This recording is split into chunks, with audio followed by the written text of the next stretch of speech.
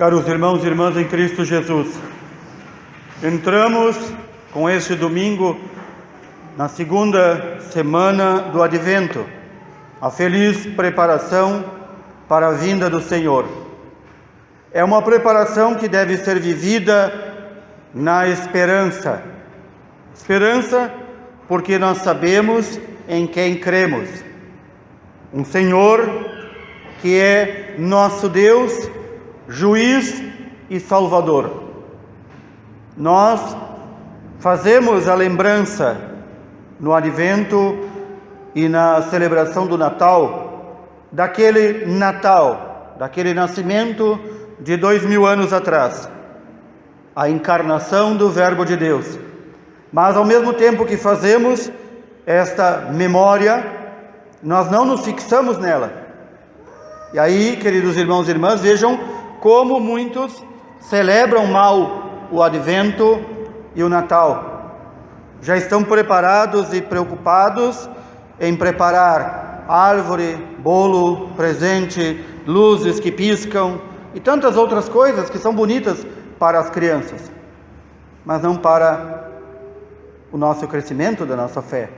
Muitas vezes se faz durante o Advento até a preparação de um presépio, mas não se para a contemplar o presépio.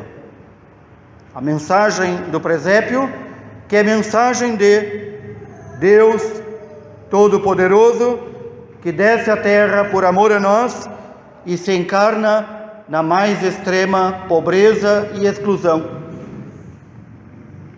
O grande escritor Chesterton já dizia que no Natal, nós, no quentinho da nossa casa, no acolhimento da nossa casa, com muita comida, muita fartura, celebramos aquele que não tinha uma casa e não tinha o que comer. Mas, por que incido sobre isso? Para que não nos percamos. O Advento é a preparação para a segunda vinda do Senhor, que sempre é bom recordar, não virá mais como pobre menino em Belém, virá como Senhor e Deus para julgar os vivos e os mortos. E então a palavra de Deus neste domingo coloca a figura daquele que é chamado o precursor, aquele que foi enviado por Deus para preparar o seu povo perfeito para acolher o Messias. Quantos foram aqueles que abandonaram as suas vidas de pecado, de mal, para acolher Jesus? Dizem os evangelistas que uma multidão daqueles que eram pobres e humildes, enquanto que os ricos e poderosos se regalavam em festas e banquetes. Os pobres e humildes acolheram a mensagem de conversão que João foi enviado para pregar. E esta mensagem diz: convertei-vos, o reino de Deus já está próximo de vós. Nós sabemos como terminou a vida de São João Batista, por pregar este anúncio do Evangelho, o anúncio da Boa Nova, que é anúncio que pede a conversão para bem acolhê-lo, o Santo Evangelho, pede a conversão de vida. João morreu degolado, dando assim testemunho mais perfeito de Cristo. Qual foi a primeira pregação de nosso Senhor Jesus Cristo? Quais foram as suas primeiras palavras no início do seu ministério após a morte de João? Convertei-vos e crede no Evangelho. Convertei-vos. Portanto, esta é a tarefa a qual todos nós somos primeiramente convocados. Muito se fala na igreja nos dias de hoje que é importante o testemunho. Mas como vai dar testemunho se não se converteu? Se não mudou a sua mentalidade, o seu modo de pensar, seu modo de agir. Como vai dar testemunho quem não tem obras para apresentar a Deus? Esse testemunho vai ser apenas de boca, da boca para fora, como dizemos popularmente.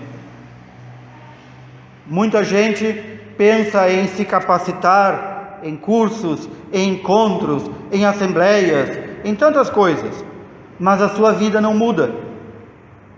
Porque a mudança de vida, a qual somos convocados primeiramente pelo Evangelho do Senhor, significa parar e pensar, ver quais passos já demos, o que é que tenho que alterar na minha vida. A palavra de Deus utiliza um termo, metanoia, significa mudança de mentalidade, mudança de modo de pensar. Aquele que se converte já não pode mais pensar como um pagão, e já não pode mais viver como um pagão. Tem que ser e procurar ser totalmente de Deus. E este não é um convite, é uma convocação do Senhor. Para isso Ele deixou a sua igreja, para nos chamar, clamar aos nossos ouvidos a mensagem da conversão. Todos nós, da criança que foi batizada hoje ao Santo Padre, o Papa Francisco, todos nós necessitamos diariamente traçar este caminho de conversão. A meta nós já sabemos qual é: sermos dignos de sermos recebidos no reino da eterna glória. O modelo nós já sabemos, é nosso Senhor Jesus Cristo. Notemos o que São Paulo disse neste pequeno trecho da carta aos Romanos: Cristo tornou-se servo para honrar a veracidade de Deus, confirmando as promessas feitas aos pais. Cristo, Deus, não se diminuiu em nada em descer até nós e nos servir. Para quê? Para apontar que este é o caminho que leva ao céu. Não há outro caminho. Não é o caminho das palavras bonitas, dos discursos bonitos, das reuniões numerosas. O caminho que leva ao céu é o caminho do serviço. Quando nosso Senhor coloca, e nós ouvimos antes do iniciar o tempo do advento, quando Ele coloca os critérios pelos quais nos julgará no último dia, Ele diz: tive fome e me destes de comer, tive sede e me destes de beber. E todos nós conhecemos a série de atos, obras que devem ser feitos ao próximo. Serviço é o servir que demonstra se alguém se converteu ou não. E quantos de nós que infelizmente ainda queremos ser servidos? Isto não é nada mais do que um pensamento demoníaco.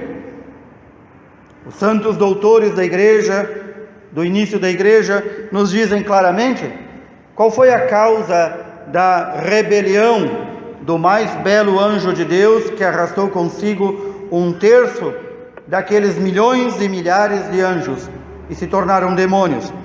A soberba, a vontade de Lúcifer de dizer: não servirei, não servirei. E então, além do exemplo do Senhor Jesus Cristo, nós temos o exemplo fulgurante da Virgem Mãe Santíssima. Quais são suas primeiras palavras? Eis aqui a serva, a servidora do Senhor, faça-se em mim segundo a tua palavra.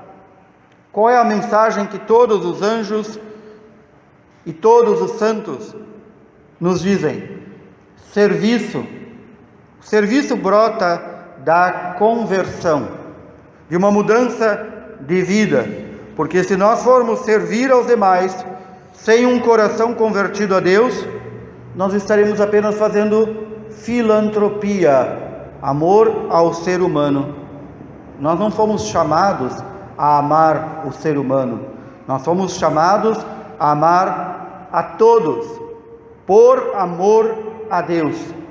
não por amor ao ser humano, por amor a Deus, e servi-los por amor a Deus, sem exclusão de pessoa. E nós tendemos a excluir aquele que me irrita, aquele que é mal agradecido, aquele que não serve. Ah, mas eu sirvo tanto e o outro não serve. Azar o dele. Tu foste chamado para servir. Por isso, São Paulo, ainda na carta aos Romanos, que ouvimos, vai dizer que Deus nos dê esta graça de harmonia e concórdia, uns com os outros, como ensina Cristo Jesus, para termos um só coração e uma só voz. Ou, outro termo que a Sagrada Escritura utiliza, um só coração e uma só alma.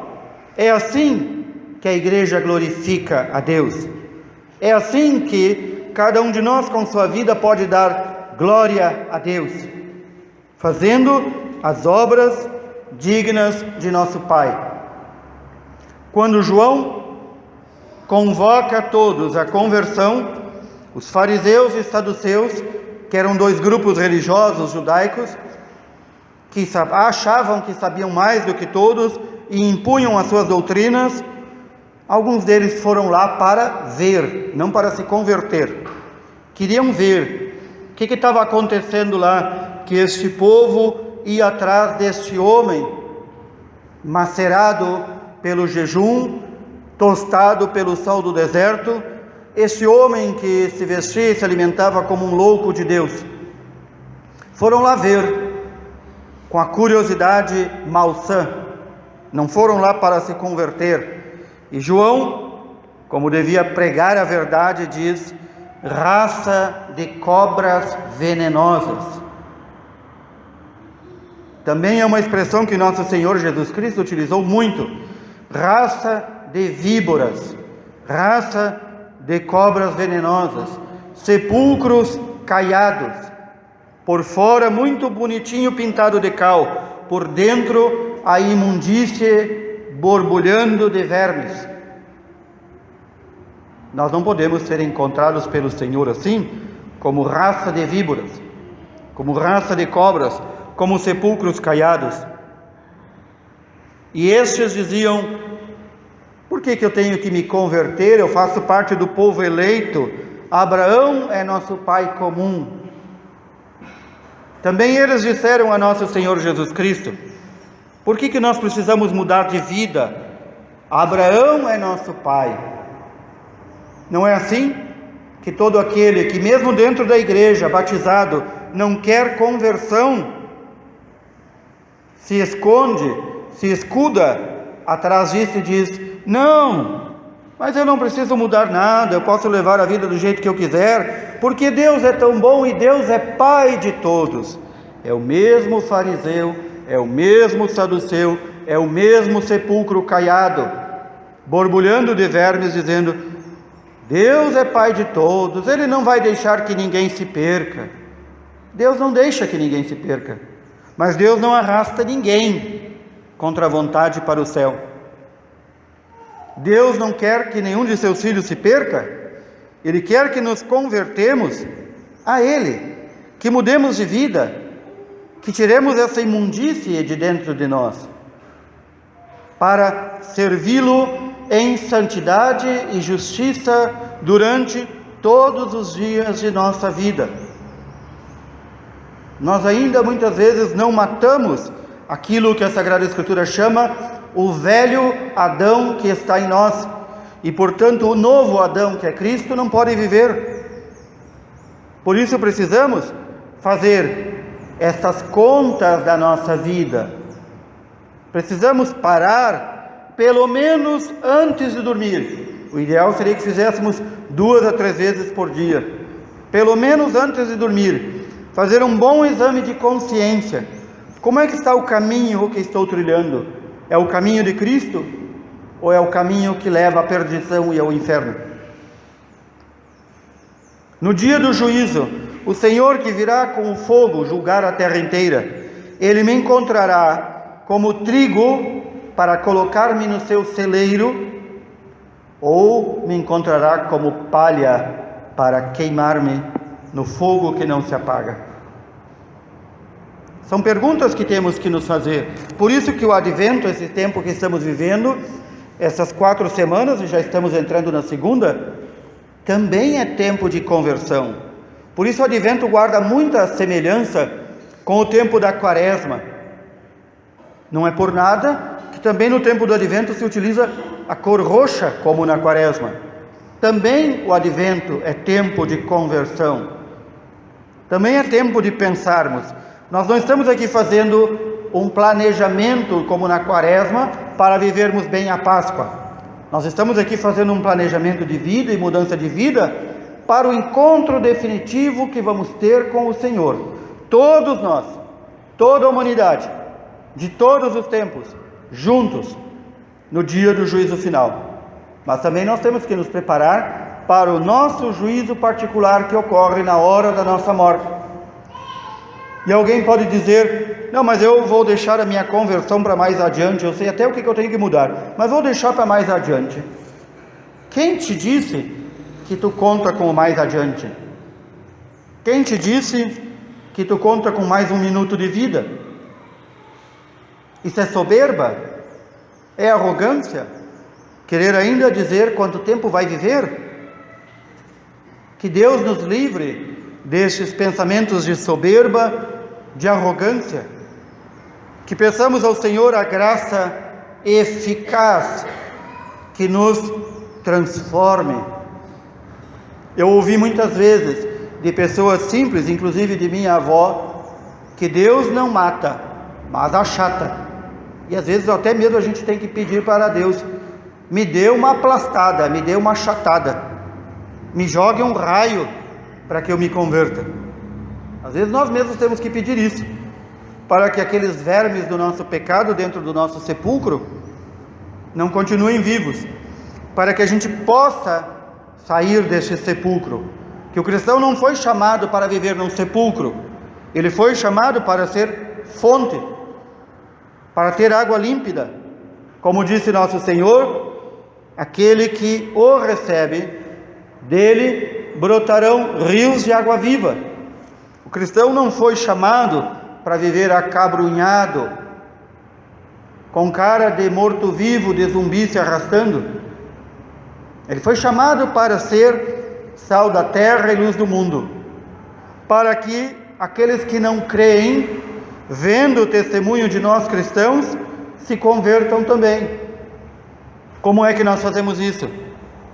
Mudando radicalmente nossa vida, colocando como modelo final o próprio Senhor Jesus, ou como tantas vezes nos diz São Paulo: revesti-vos de Cristo Jesus, configurai-vos a Cristo Jesus.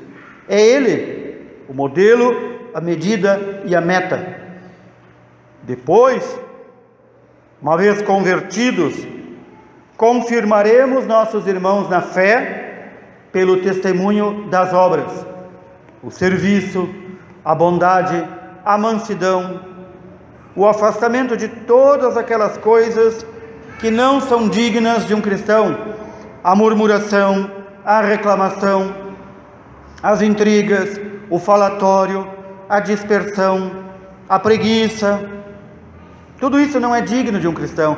O apego ao dinheiro e ao poder, tudo isso não é digno de um cristão. Tudo isso é impedimento para que façamos as obras que glorificam ao Pai e que dão testemunho verdadeiro. Deus, que conhece o nosso interior e nos conhece mais do que nós mesmos, possa nos dar a graça, por meio de nosso Senhor Jesus Cristo, de nos levar durante este advento a uma conversão perfeita, para sermos no mundo sal da terra e luz, e para glorificarmos verdadeiramente o Pai. Louvado seja nosso Senhor Jesus Cristo.